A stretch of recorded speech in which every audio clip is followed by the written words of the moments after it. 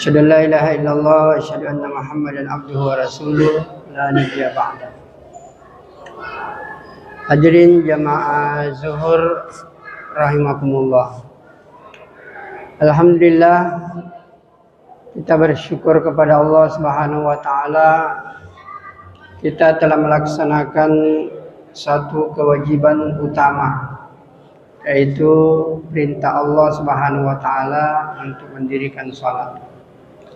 Dan kita telah melaksanakan sesuai dengan contoh Rasulullah sallallahu alaihi wasallam, yaitu dilakukan dengan berjamaah.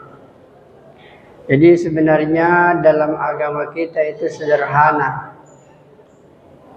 Ikuti perintah Allah, dan kalau ada perintah Allah itu pasti ada cara Nabi untuk melaksanakan itu perintah. Tidak mungkin tidak. Jadi saya ulangi, dalam kita beragama yang penting kita pikirkan adalah ketika kita mau mengerjakan sesuatu, kita ingat apa perintah Allah. Atau dimanapun kita berada. Dimanapun kita berada, maka yang perlu diingat dalam hal seperti ini, dalam waktu seperti ini, dalam kondisi seperti ini, apa perintah Allah. Kemudian kalau kita sudah tahu apa perintah Allah, maka pasti diikuti bagaimana cara Nabi melaksanakan ini perintah. Karena ini dua tidak bisa dipisahkan. Karena Nabi disuruh sebenarnya oleh Allah, diutus oleh Allah untuk melaksanakan ini perintah. Hadirin yang dimuliakan oleh Allah Subhanahu wa taala, sering kita membahas bahwa perintah yang tertinggi itu adalah salat.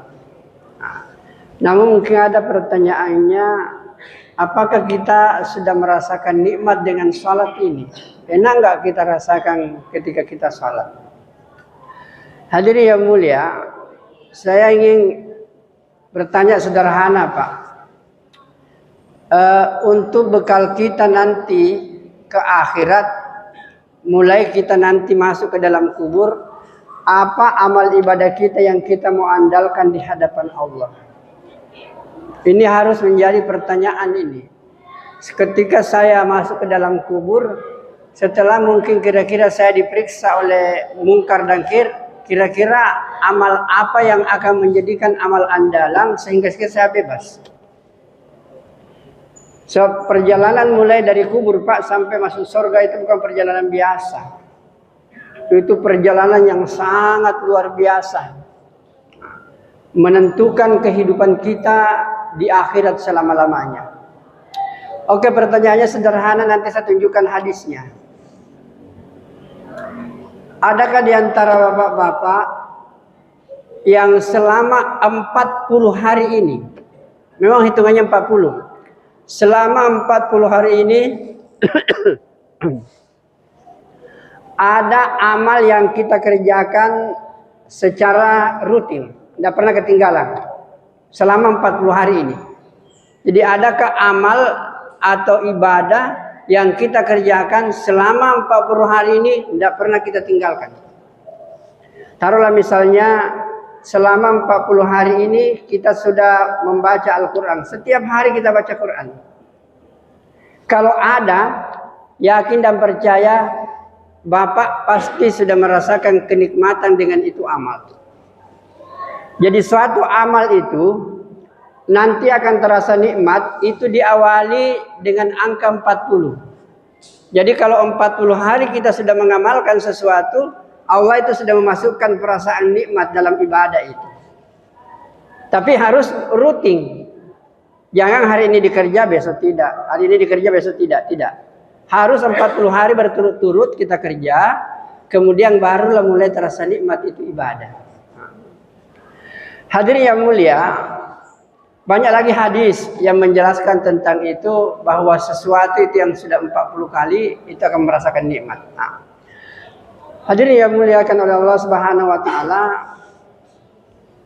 saya kasih dalam sebuah hadis ini sangat penting, ini hadis ini.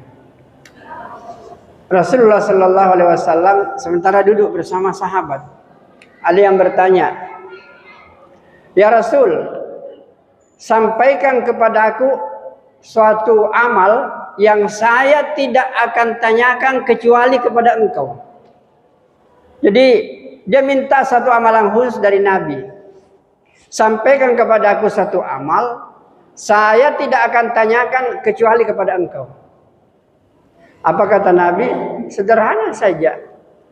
Qul amantu billah summastaqim. Katakanlah aku beriman kepada Allah, kemudian istiqamalah di situ. Rutinlah dalam keyakinan itu. Lakukanlah itu setiap saat, engkau akan selamat. Ya, hadirin yang dimuliakan oleh Allah Subhanahu wa taala, amal istiqamah ini kita sudah biasa mendengarkan mungkin bahwa ahabbul amali ilallahi adwamuha wa in qalla. Amal yang paling disuka oleh Allah adalah amal yang rutin dikerjakan tetapi walaupun jumlahnya sedikit. Tapi yang penting harus diyakini bahwa ukurannya itu 40. Kalau 40 itu sudah kita mulai lakukan, maka akan terasa nikmat itu ibadah. Dalam sebuah hadis yang lain, Rasulullah Sallallahu Alaihi Wasallam menjelaskan, ini hadis qudsi. Allah berfirman dalam hadis qudsi ini, ya Muhammad, inni iftaradtu ala ummatika khamsa salawat. Aku telah mewajibkan kepada umatmu 5 kali sholat. Ini harus diulang-ulang agar ini masuk ke dalam diri kita sehingga ini bisa kita amalkan, Pak. Wa inni ahdu fi ahdi, dan aku telah berjanji kepada aku, kata Nabi, man hafasa alaihinna, siapa yang menjaga ini amal liwaktihinna, itu saja persyaratannya, Pak. Man hafasa alaihinna liwaktihinna adhaltuhul jannah fi ahdihi. Siapa yang menjaga ini salat di awal waktu, aku akan memasukkannya ke dalam surga dengan jaminanku. Jadi persyaratannya itu adalah 40 hari berturut-turut kita kerjakan ini, maka Allah Subhanahu wa taala akan merasa memberikan kenyamanan dalam mengamalkan itu agama. Apalagi kalau hadis ini dikatakan, kalau kita mau selamat dalam kehidupan ini, itu kita kerjakan ini amal yang luar biasa ini, Allah hanya meminta kerjakan di awal waktu. Siapa yang mengerjakan di awal waktu, aku akan jamin surga kepadanya. Jadi sebenarnya untuk masuk surga ini tidak terlalu susah, Pak, asal kita mau. Tapi intinya itu tadi amal istiqomah. Amal itu dikerjakan dengan rutin. Mari kita lihat lebih jauh ini hadis. Bahkan dalam hadis yang lain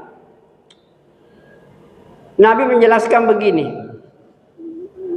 Man shalla lillahi arba'ina yauman yudriku takbiratal ula lahu bara'atan. Siapa orang yang salat arba'ina yauman 40 hari berturut-turut, yudriku takbiratal ula, dia menemukan takbir bersama imam. Artinya begini, ketika imam mengatakan Allahu Akbar, dia juga mengatakan Allahu Akbar. Artinya tidak masbuk. Jadi kalau ada orang tidak masbuk, Pak, selama 40 hari dia betul-betul berjamaah bersama imam, maka dalam hadis itu dikatakan kutiba bara'atani. Dalam hadis yang lain dikatakan lahu bara'atani. Apa itu? Bara'atun minan nar wa bara'atun minan nifaq. Dia akan terselamat dari api neraka dan juga terselamat dari siksa sifat munafik. Yang Allah minta di sini betul-betul konsentrasi untuk 40 hari berturut-turut. Berarti kalau 39 tinggal 1 hari, ada 1 waktu ketinggalan tidak takbir pertama, harus dimulai lagi dari awal. Karena itu persyaratannya. 40 hari berturut-turut tidak ada ketinggalan bersama imam, maka Nabi katakan orang itu akan mendapatkan 2 kebebasan. Bebas dari api neraka dan bebas dari sifat munafik. Hadirin yang mulia, selalu kita ini mengatakan bahwa coba bayangkan Bapak dan saudaraku yang mulia, bahwa dengan salat ini saja kita sudah bebas dari neraka. Padahal neraka itu kita sudah jelaskan perjalanannya berat, Pak. Perjalanannya mulai dari kubur sampai masuk ke dalam surga, pada masyar melalui titian sirat mustaqim, kedua masuk surga. Dan itu hanya diselesaikan Pak dengan salat yang istiqamah, yang rutin dikerjakan. Jadi saya ingin menyampaikan sekali lagi bahwa sedangkan persoalan akhirat Pak, persoalan akhirat yang demikian dahsyat itu bisa diselesaikan dengan salat berjamaah. Bagaimana dengan persoalan dunia yang kecil Pak? Itu pasti Allah akan kasih kita dengan